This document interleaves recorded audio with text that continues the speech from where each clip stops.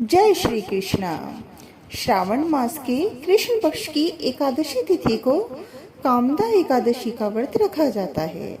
देवशयनी एकादशी के बाद ये पहली एकादशी होती है जब भगवान विष्णु योग निद्रा में होते हैं। इस दिन भगवान विष्णु की विधिवत पूजा करने के साथ माँ लक्ष्मी की पूजा की जाती है। इसके साथ ही व्रत रखने का विधान है। मान्यता है कि इस दिन विष्णु जी की पूजा करने से शुभ फलों की प्राप्ति होती है। इसके साथ ही सुख समृद्धि धन संपदा की प्राप्ति के साथ साथ मोक्ष की प्राप्ति होती है। इस दिन पूजा करने के साथ साथ अंत में यह व्रत कथा अवश्य पढ़नी चाहिए। इससे आपकी पूजा पूर्ण मानी जाएगी। आइए जानते हैं कामिका एकादशी की संपूर्ण कथा। बहुत समय पहले की बात है। एक गांव में एक क्षत्रिय रहता था। एक दिन रास्ते में उसकी किसी बात पर एक ब्राह्मण से कहासुनी हो गई। बात बढ़ी और क्षत्रिय ने आवेश में आकर ब्राह्मण को धक्का दे दिया। दुर्भाग्यवश ब्राह्मण गिरा और उसकी मृत्यु हो गई।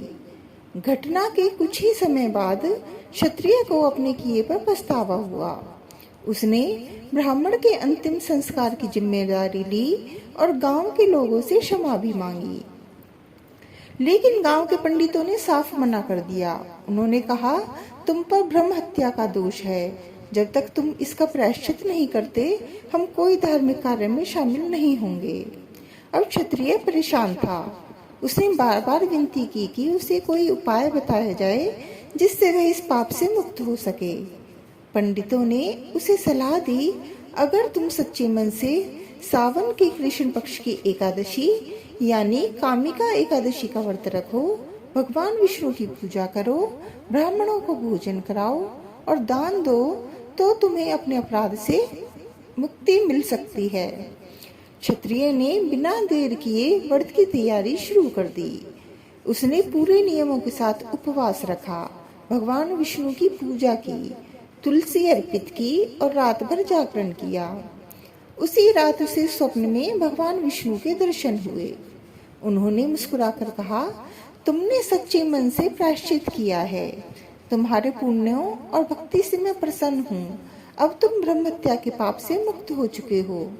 सुबह जब क्षत्रिय उठा, उसका मन शांत और हल्का था।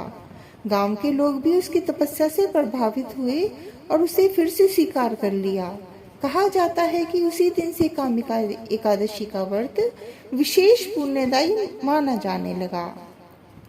इस व्रत की कथा केवल सुनने भर से ही यज्ञ के बराबर पुण्य मिलता है और अगर सच्चे मन से किया जाए तो पाप भी धुल जाते हैं।